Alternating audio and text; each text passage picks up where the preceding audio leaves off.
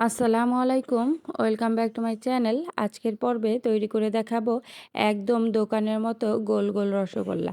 যারা ঘরে অথেন্টিকভাবে ছানার রসগোল্লা তৈরি করে খেতে চান তারা এই রেসিপিটি ফলো করতে পারেন। খেতে কিন্তু অসম্ভব মজা। চাইলে ট্রাই করে দেখতে পারেন। চলুন তাহলে দেখে নিই কীভাবে তৈরি করে নেব। ছানার রসগোল্লা তৈরি করার জন্য প্রথমেই ছানা তৈরি করতে হবে। এর জন্য আমি এখানে 2 লিটার দুধ নিয়েছি। আমি এখানে খাঁটি গরুর দুধ নিয়েছি। আপনারা অবশ্যই চেষ্টা করবেন ফুল ক্রিম দুধটা নেওয়ার, তাহলে দেখা যায় ছানার পরিমাণটা ভালো হবে। তো এইখানে আমি দিয়ে দিয়েছি হলো হাফ কাপ পানির সাথে হাফ কাপ ভিনেগার মিশিয়ে এর মধ্যে অ্যাড করে দিয়েছি। দিয়ে আমি পারফেক্টভাবে ছানা তৈরি করে নিয়েছি। ছানাগুলো বেশি যেন শক্ত না হয়, সাথে সাথেই ছেঁকে পানি দিয়ে ধুয়ে নিতে হবে। আর এখানে আমি শুকনো উপকরণ নিয়ে নিব। একটা বাটিতে আমি 2 চামচ পরিমাণ ময়দা, 2 চামচ পরিমাণ সুজি, আর সাথে দিয়ে দিলাম 1 চামচ পরিমাণ গুঁড়ো দুধ, আর 1 চামচ পরিমাণ দিয়ে দিব হলো চিনি।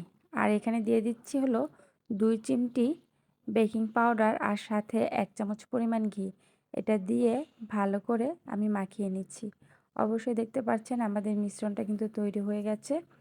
এটা আমি এক সাইডে রেখে দেব। ছানাটা 2 থেকে 3 ঘন্টা ঝরে যাওয়ার পরে একদম পানিটা যখন পড়ে গেছে তখন আমি ছানাটা নিয়ে নিয়েছি। এখানে কিন্তু 2 লিটার দুধের পুরো ছানাটা নেই। এখানে আমি 1 কাপ পরিমাণ ছানা নিয়েছি। আর বাকি ছানাগুলো আমি রেখে দিয়েছি আমার পার্সোনাল কাজের জন্য। ছানাগুলো অবশ্যই দেখতে পাচ্ছেন কিন্তু বেশ ততটা হার্ড না, খুবই সফট ছিল। তো এই ছানাগুলোকে ভালো করে হাতের সাহায্যে ডলে ডলে মাখিয়ে নিতে হবে। মিষ্টির তৈরির ক্ষেত্রে এটাই হলো প্রথম স্টেপ, যে ছানা মসৃণ করে ডলে ডলে মাখিয়ে নিতে হবে। তা না হলে কিন্তু মিষ্টি ফেটে যাওয়ার সম্ভাবনা আছে। তো অবশ্যই দেখছেন আমি হাতের সাহায্যে ডলে ডলে ছানাগুলোকে মাখিয়ে নিয়েছি একদম মসৃণ করে। যখন মসৃণ করে মাখানো হয়ে যাবে তখন আমি তৈরি করে রাখা শুকনো উপকরণগুলো এর মধ্যে অ্যাড করে দেব। অ্যাড করে আমি মিক্স করে নেব ভালো করে। এখানে আর ডলে ডলে মাখানোর কিছু নেই, কিন্তু ভালো করে মিক্স করে নিতে হবে একটু সময় নিয়ে। শুকনো উপকরণগুলো যখন মেশানো হয়ে যাবে তখন এক পর্যায়ে দেখবেন যে ছানাগুলো আর হাতে লেগে আসবে না। তো এভাবে আমি মসৃণ করে মেখে নিয়েছি, অবশ্যই দেখতে পাচ্ছেন। এখন আমি লম্বা শেপ দিয়ে একটা চাকুর সাহায্যে কেটে নেব, তাহলে দেখা যাবে কি মিষ্টিগুলো সমান আকৃতি হবে। এই জন্য আপনারা চাইলে যে কোনোভাবে তৈরি করে নিতে পারেন। এটা যেহেতু ঘরে খাবার জন্য, তো মন মতোভাবে তৈরি করে নিতে পারেন। এইভাবে হাতের সাহায্যে ডলে ডলে আমি সবগুলো মিষ্টি তৈরি করে নিয়েছি। অবশ্যই মিষ্টি তৈরির ক্ষেত্রে খেয়াল রাখতে হবে যেন মিষ্টি তৈরির সময় ছানার মধ্যে কোনো ক্র্যাক না পড়ে। ক্র্যাক পড়লে দেখা যাবে কি মিষ্টিগুলো রান্নার সময় ফেটে যাবে। তো একটা হাঁড়িতে আমি 2 কাপ পরিমাণ চিনি দিয়ে দিলাম। 2 কাপ চিনির মধ্যে আমি 3 কাপ পরিমাণ পানি অ্যাড করে দিব। অ্যাড করে জাল করে নেব। পানিটা যখন পুরোপুরি বলক উঠে যাবে, যখন ফুটে যাবে, চিনিগুলো গলে যাবে, তখন আমি এর মধ্যে অ্যাড করে দেব তৈরি করে রাখা মিষ্টিগুলো। আমি প্রথমে একটা ছেড়ে দিলাম, তারপরে একে একে আমি সবগুলো মিষ্টি এর মধ্যে ছেড়ে দেব। দিয়ে 4 থেকে 5 মিনিট ঢাকনা ছাড়া এইভাবেই ফুটন্ত পানির মধ্যেই শিরার মধ্যে আমি এই মিষ্টিগুলো রান্না করে নেব। মিষ্টি তৈরির ক্ষেত্রে অবশ্যই রান্না করার সময় চুলার ফ্লেম কিন্তু হাই রাখতে হবে, যেন সবগুলো মিষ্টি পুরোপুরি ফুটে ওঠে।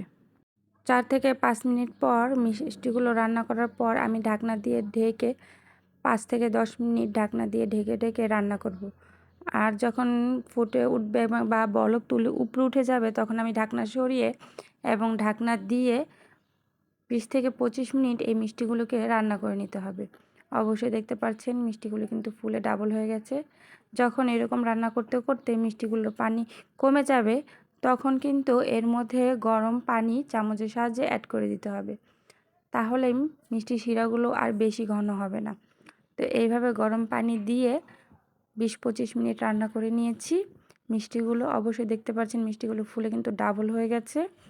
তো তো খুব সহজে এরকম অথেন্টিক ছানার রসগোল্লা তৈরি করে নেওয়া যায় ঘরেই। তো দেখতেই পাচ্ছেন মিষ্টিগুলো কিন্তু অসাধারণ, আপনাদেরকে একটা উঠিয়ে দেখিয়ে দিচ্ছি। 20 থেকে 25 মিনিট পর যখন মিষ্টিগুলো রান্না হয়ে যাবে তখন চেক করার জন্য একটা বাটিতে আমি ঠান্ডা পানি নিয়ে নিয়েছি। তো ঠান্ডা পানির মধ্যে এখান থেকে একটা মিষ্টি উঠিয়ে আমি ওই পানির মধ্যে দিয়ে দিব।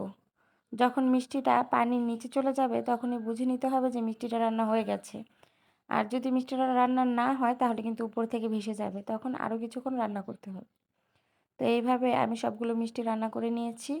এখন 5 থেকে 6 ঘন্টা রেখে দিতে হবে এইভাবেই। তো আমি একটা বাটিতে মিষ্টিগুলো সার্ভ করে নিচ্ছি। আমি কিন্তু আধা ঘন্টা পরই এই মিষ্টিগুলোকে সার্ভ করছি।